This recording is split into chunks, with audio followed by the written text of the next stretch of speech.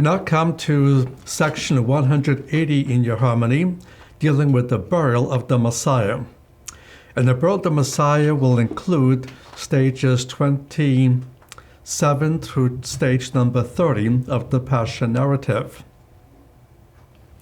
Now, stage 27, we have the breaking of the bones of the other two and the piercing of Yeshua in John's account, verses 31 through 37. Now, Yeshua died specifically on the day of preparation. That's the point in Mark verse 42, Luke verse 54, John verse 31. In Judaism, the term was used to describe the sixth day of the week, which is Friday. As the name implies, this day was generally spent preparing what was necessary to avoid work on the Sabbath. The preparations included cooking, completing work, and spiritual purification. Less frequently, the term preparation could also refer to another day of the week falling just before a festival. Because Yeshua died on the day of preparation, he had to be buried before the Sabbath began.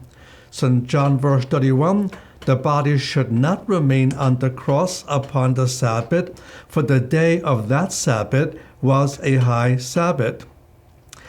However, in the year AD 30, as well as in the year AD 33, the Passover day fell on the day of preparation, meaning it began on sundown on Thursday evening and lasted until sundown on Friday. The moment the sun set on Friday, the Sabbath and the 7 days of the Feast of Unleavened Bread began. In the Mosaic Law, the first and 7 days of the feast were holy days. When a Sabbath day fell on a Jewish holy day, it became a high Sabbath. If possible, the Jews would not leave a dead body exposed and buried over a normal Sabbath day. Now, this was especially true if it was a high Sabbath. And in the Mishnah Sanhedrin, chapter 6, verse 5, everyone that allows his dead to remain overnight transgresses a negative commandment. But if one suffered it to remain overnight because of the honor due to it, to bring for it a coffin or shrouds, he does not transgress thereby. This was all the more true if the day was a high Sabbath. Thus the Jewish leaders asked Pilate to hasten the death process. And so in John verses 31 and 32 we read, "The Jews therefore asked of Pilate that their legs might be broken, and that they might be taken away. The soldiers therefore came and broke the legs of the first and of the other that was crucified with him." As we mentioned earlier, where the feet touched the wood on the cross was a footrest, the sedile, that was nailed there for a specific reason. A person ultimately died by asphyxiation when crucified because of the way he hung on the cross.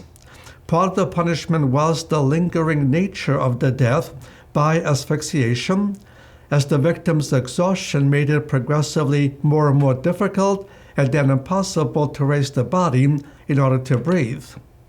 The footrest was nailed onto the pole so that the victim could raise himself, breathe, and lower himself. Raise himself up again, breathe, and lower himself. As long as they had the strength to do so, they survived for some time. In some cases, it took days, as much as 3 days, for someone to die in this way.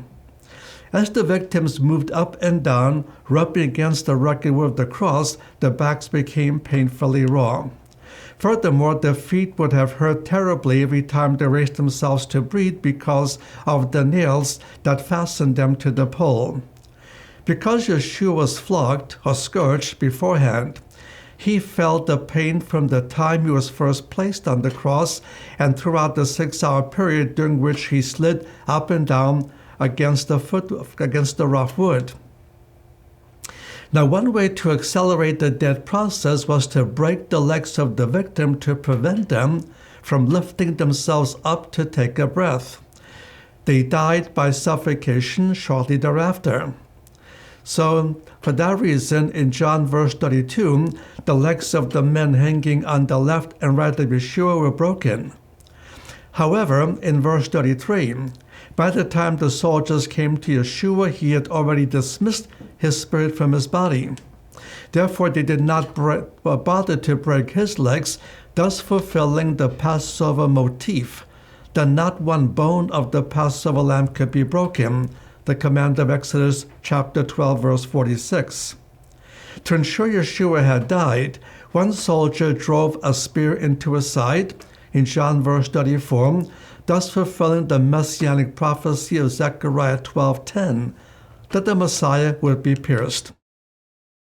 The full length of this particular video presentation is 43 minutes. This brief sample should help to demonstrate the depth and quality of these teachings and recordings. There are 12 video lectures, over 7 hours of teaching content for this course examining the life of Yeshua the Messiah from a Messianic Jewish perspective. To order this or another online course, visit us at www.arielcollege.com.